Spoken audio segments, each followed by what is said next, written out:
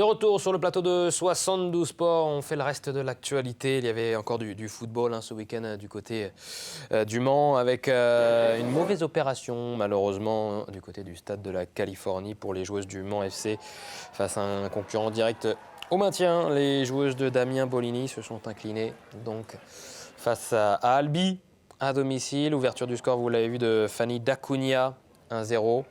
Et juste avant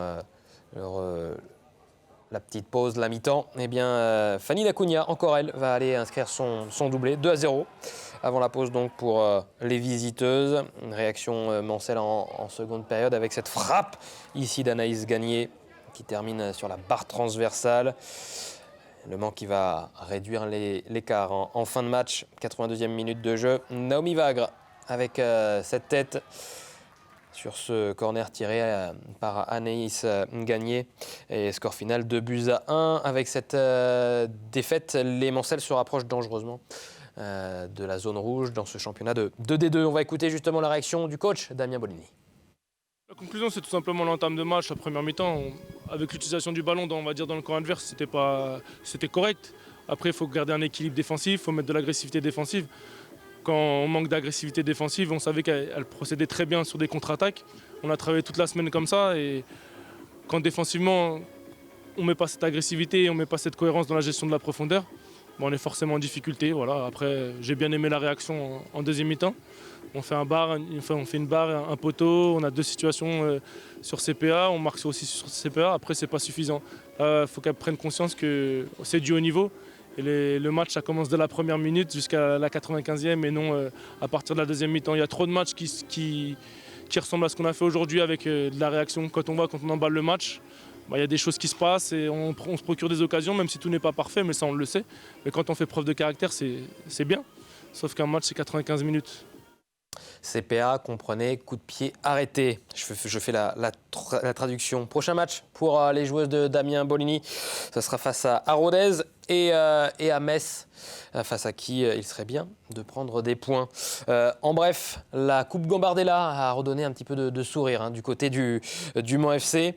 Les moins de 19 Manceaux ont été battre les nordistes de Saint-Omer pour se qualifier pour les 8e de finale de la Coupe Gambardella. Bravo à eux. Un mot de tennis à présent. Le tournoi de Coulennes, qui fait partie du circuit national des grands tournois, s'est clôturé ce dimanche.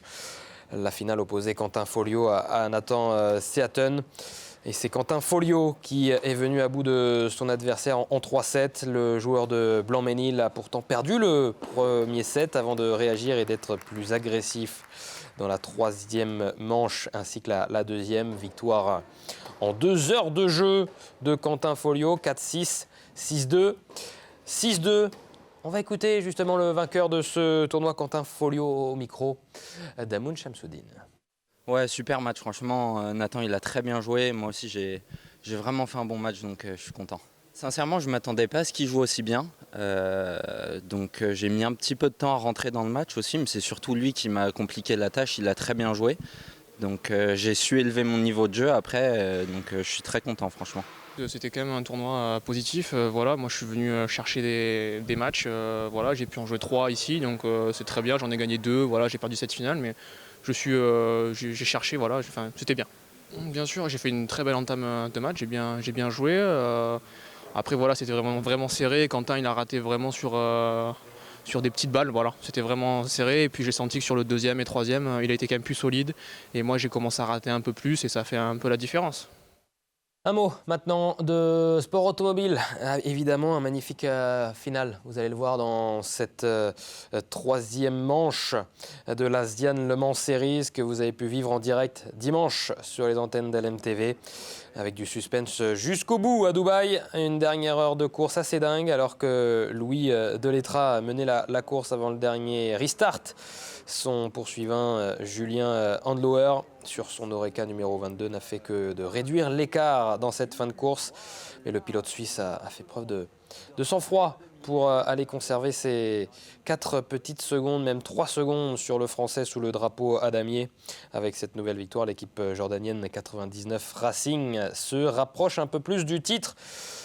Avec là encore ce week-end des nouvelles courses à vivre encore une fois sur LMTV Sarthe au micro notamment de Bruno Van de Stick samedi et dimanche du côté de Abu Dhabi avec de 11h45 à 16h donc le grand direct avec ces 2 nouvelles courses automobiles à vivre en direct donc sur les antennes d'LMTV Sarthe. Du volleyball à présent direction la pré-nationale avec une 12e journée de championnat pour les Manceaux du Sablon Gazon Filles Le Mans qui ont perdu malheureusement, défaite face à Laval, défaite en 3 manches face à un des cadors du championnat. Ils sont leaders du classement. 22-25, 20-25, 21-25. Voici le score final. On va écouter la réaction du coach des Sablons Gazonfiers Le Mans, celle de Jean-Pierre Brouard, là aussi au micro d'Amoun Chamsoudine. On était condamnés à faire une grosse perf. On ne fait pas un mauvais match, mais globalement ils sont plus forts que nous, donc leur victoire 3-0 elle est méritée. On aurait pu peut-être accrocher un set, mais globalement ils sont un ton au-dessus de nous, donc il n'y a pas de regret, quoi. On fait plutôt un beau match, donc voilà.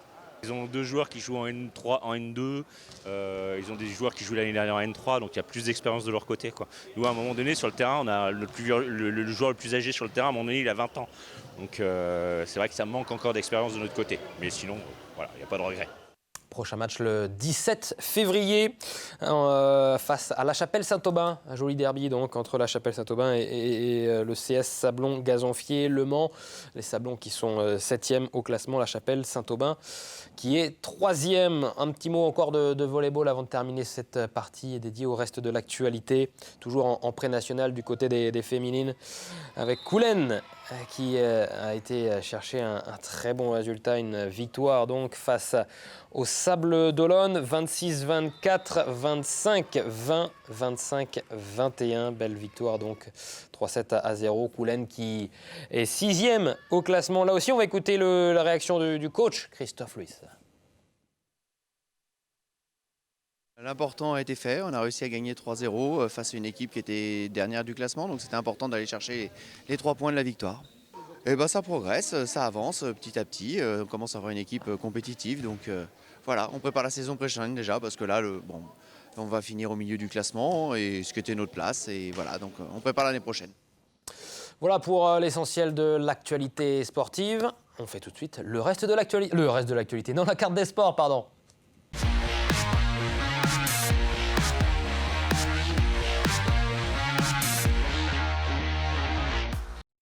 Ce samedi donc avec à Antares, un match du côté du MSB. Avec un match de hockey sur gazon également. Mais d'abord l'affiche du MSB qui reçoit donc Chalon-sur-Saône. Coup d'envoi de la rencontre à 18h30. Vous pouvez réserver encore vos places. Il en reste quelques-unes pour cette 23e journée du championnat de Betclic Elite. Les Manceaux qui espèrent retrouver la victoire après 3 défaites consécutives. Malheureusement, ils ont besoin de votre soutien, d'Yvonne Jones notamment. Du hockey sur gazon.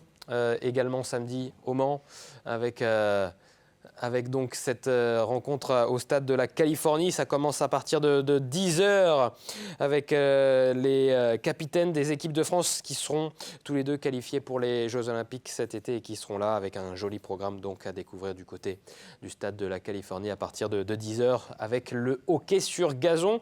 De la course à pied dimanche avec à Fresnay-sur-Sarthe, le trail, le Frest Urban Trail, avec 2 parcours différents, 5 km et 10 km. Début des courses à 13h45 dans la magnifique cité historique de Fresnay-sur-Sarthe. N'hésitez pas encore à vous inscrire sur cette course. Départ 14h pour le 5 km, départ 15h. Pour le 10 km. Et puis une randonnée VTT, donc ce dimanche également, avec différents parcours du côté de Brulon.